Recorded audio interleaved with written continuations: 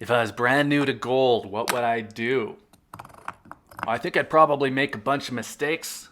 Already proved that. But if I could be new to gold again,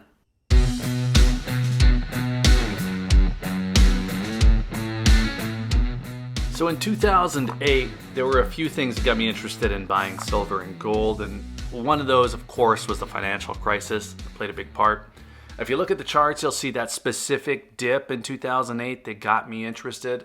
But just like most people, I imagine, I was coming off of getting beat up in other markets, particularly real estate. So I just wasn't real comfortable coming into a new market. I picked up a few ounces and then I hit the brakes prior to that big run up in 2011. And really, that was just because I hadn't come in very heavy up to that point.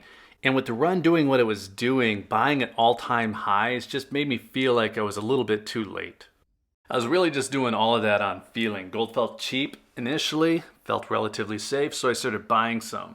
And then when it felt too expensive, I stopped. So when I started back up again in late 2013, I just really didn't stop again. From late 2014 to say 2018 is pretty easy. Prices had dropped significantly from their highs and more or less were trading sideways. So it was easy to set up a scheduled purchase. It's easy to not worry about timing, so I would buy a little bit each month, and then if I was feeling good about things, I bought a little bit more. So the question of how to start buying gold has been coming up a lot, and I have a few gold 101 videos that cover most of it, but beyond the details of where to buy and how to calculate things like spot price, I think it's really a case of just creating a habit, something that's easy to follow through on. For me, it was buying 1/4 ounce American Gold Eagles. I've said that before. Eagles are the most liquid gold coin in the United States, so they were an easy decision. And that price point was one that I could afford without stealing from other bills or investments. Basically, I jockeyed some things around to clear up about $500 a month. And the other thing that was easy there is that at that level, it didn't require special permission each time from my wife. We can all laugh about that part or act like we don't need it, but a really good way to kill a habit before it gets locked in is to do something that causes trouble with your spouse every time. I know we're not all married here, but the idea is that you'd create a habit that doesn't have a lot of obstacles, things that are making it hard. And without that habit, you're buying sporadically, trying to time the market, you're shopping the best deals, you're just generally devoting a lot of time and energy to it. And to me, the best way to start buying gold is just to make it easy. Now, the other thing that should be easy is being able to liquidate your gold. And I don't mean that in the sense that you want to be able to quickly sell if spot price starts to fall.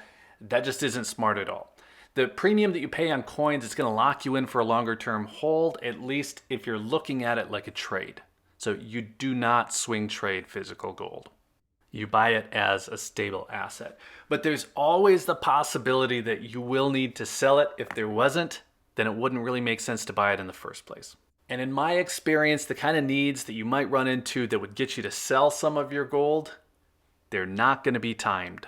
So that's why it's so important to get the most popular gold in your area. If you were to try to sell when demand was low and inventory was high, you're going to want to have the most popular gold. It's just as easy as that. I've sold a few times and I've had different experiences. So when I've sold American Gold Eagles, it's been exceptionally easy. It takes no time in and out. Now, if you're in the UK, it's going to be the same for Britannias. In Australia, it's kangaroos. It really depends on your region. So Canadian Maple Leafs, Krugerrands, Philharmonics, all of these coins are going to be very liquid, and depending on where you live, you're going to have a variance in which is the best choice.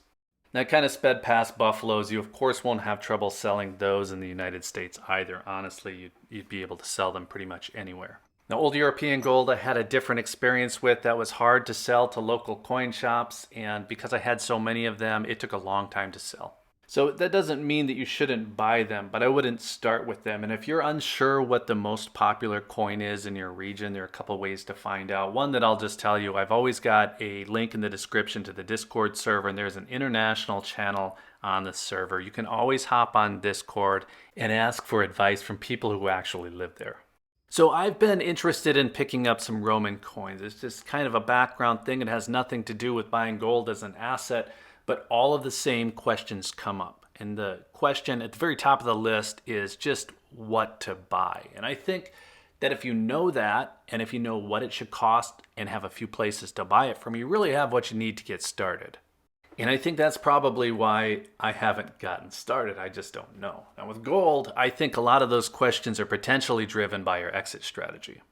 Another thing that plays in, though, is that you need to like what you're buying. And at the moment, I've been more excited about buffaloes than I have been about American gold eagles. So even though I know that eagles are more popular, the difference isn't going to be enough to cause any trouble. Some of these other coins that I've been buying lately, though, they are just purely about what I like. I do think that there are certain coins that are going to hold that collector value, at least if you can find the right buyer. And I think that some of these high relief coins from the US Mint fall into that category, but they are a little bit of a gamble. So if you're going to start buying these coins rather than buying standard bullion coins like a buffalo, like an eagle, maple leaf, Britannia, whatever, you're carrying a lot more cost and premium, and it's not something that you can sell to the local coin shop for a fair price. Now, I made sure that I had a certain amount of the very liquid bullion before I started in on these. So if I had started with the high relief coins instead, or just buying anything from the US Mint at all, really, then I would be trying to offset that. I would be trying to go back and balance that out with things like buffaloes and eagles today. I have to remind myself that even though I've been making these videos for a while now, there are always people coming in who are researching the field for the very first time. And if I throw out a high relief Liberty coin and say how great it is, well, that definitely is not the coin that I would recommend buying first. It's a coin I'd want to buy first, but that would be only if cost wasn't a factor.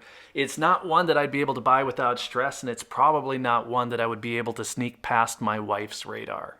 If you dialed that down a little bit and bought 1/4 ounce gold coin every month, you'd pick up 3 ounces a year. You'd have 30 ounces in 10 years. And 30 ounces makes a great emergency fund. At least I think it does. You can make your own plan. You can do your own math. You can kick that number up or down.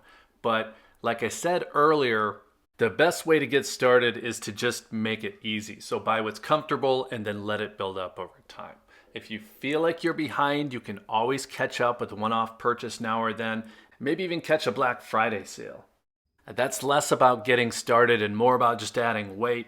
So if you're interested in the specific details, buying gold for the first time, I'll link to a video that I made a while back that covers how, what, and where to buy.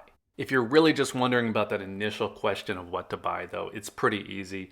You buy your regional favorite. Here it's the American Gold Eagles, the American Buffaloes. Elsewhere it might be Maple Leafs, Britannias, Krugerrands, Philharmonics, Kangaroos. Hopefully I'm not missing something. It all depends on where you live. And then for size, I like 1/4 ounce and I like full ounce coins. And there's going to be a justification for any size, really, the 1/10 ounce and the 1/2 ounce as well. But I just like the full ounce because they have the lowest premium and the 1/4 ounce because of the certain price point. So I think that's it, but I did sneak in a 2015 high relief American Liberty here. I was able to find this one last week, and this, I think, takes care of that whole collector itch, that semi-numismatic itch, partly because the price of these things just always bugs me, but partly also because this is the last of them, which is kind of nice, so I will be back to buffaloes, unless something comes up in a Black Friday sale. Who knows? Spot price also has been on a little bit of a run, and technical analysis seems to show that it might stay this way. I've talked to a few people lately giving actual solid reasoning for strong prices next year as well, and that's fantastic, but it's also a factor in how much I'll be buying. It's funny how you look at a price gain as a good thing from an investment perspective, but a bad thing from just continuing to buy. Anyway, let us know what you think. If you have advice for a new stacker, let us know in the comments. And while you're there, be sure to hit the like button if you're into the topic. Make sure you're subscribed if you want to see more. And if you're still here, thank you again for watching. I always appreciate your time. Take care.